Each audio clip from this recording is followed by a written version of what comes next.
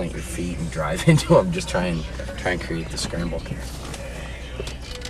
So what would be your worst nightmare as far as on the mat? What would be your toughest opponent, and how would you deal with it?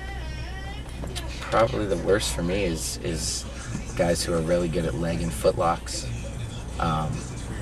Just because I don't have that much experience with them. I mean, I know how to kick and roll out, but if I'm on in practice, you know, and well fed and well rested, I don't ever really get tapped by anything but leg locks. You know, a guy with good heel hooks, a good foot lock. Those are the only guys that ever catch me. And you're a purple belt at 10th Planet. That is so what have you obviously noticed the differences between your background as far as pure wrestling and with what's going on with Eddie's system? What are the obvious real differences, you know?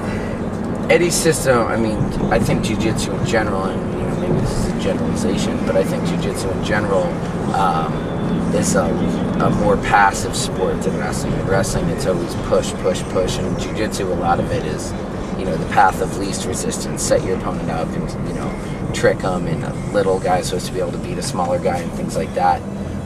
You know, the whole idea, even, you know, fighting off your back. So for me, I've definitely like immersed myself in the system and tried to embrace it, and I train off my back all the time. But as far as coming from wrestling, I want, you know, wrestling is a top game. You want to be on top all the time. In other words, if you don't have to be on the bottom, you won't. Oh yeah. I mean, I've only went to the bottom once in any of my fights, and I took the fight on short notice, so I didn't really have the cardio that I would like to have to be able to go out there and wrestle and push the pace the whole time. So I figured, you know, what better opportunity to work on my rubber guard, or not really work on it, but test it. And you know, I lost the fight. It was a split decision. I thought I won it. You know, I thought I was winning the whole time. So did I. That's the guy with the orange shorts, right? The guy that fell to his knees, like couldn't believe it. Yeah. But you know, such is life. But I mean, that just goes to show you the judges want to see, you know, the guy on top. And coming from a wrestling background, I definitely feel comfortable being on top. But okay, what do you think is the difference between, let's say, a blue belt at Eddie's gym and a purple belt? Like, for instance, if there's an up-and-coming blue belt in Eddie's system, and you know he's pushing for purple belt, what in your experience do you know the differences, and what are obvious things that a blue belt should be looking at trying to master to become a purple belt, do you think? Is that a hard question? Yeah, it's a real hard question. The whole belt thing is weird to me. I mean, I don't come from a traditional martial arts background, so you know, the advancement of belts and all that stuff, I don't really understand it or know any of the criteria or anything like that. I mean, I was tapping, you know, brown belts and purple belts, and you know, tap top guys when I just came in and was a white belt. Just because of wrestling, you know, and squeezing.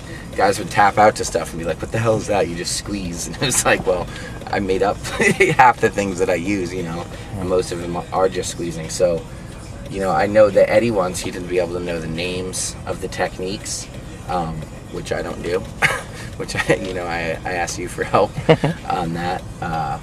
But you have to know the techniques. You definitely have to know the basic path, which is, you know, I guess mission control, hugging the knee, clearing the head, going to, you know, kung fu move to omoplata, and then, you know, how to go from there to hip strike the guy over, going to twister side control, you know, take him out.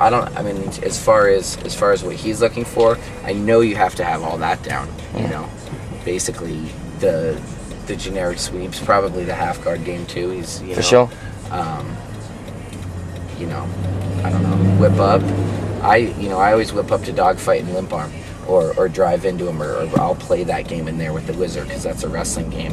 As far as like rolling back under to go to electric chair and those other things. Old school sweep, blah blah blah. Yeah, the old school works. It works sometimes, but I would much rather get up to my knees and get into dogfight than be laying on my back in half guard. It's like half guard is, you know, jiu-jitsu. It's like I almost have my full guard back, but for me, it's like he's almost past. That's right. So I'd rather whip up and, you know, and make it a a game based on conditioning and strength and athleticism rather than a game based on flexibility and and technique on the ground.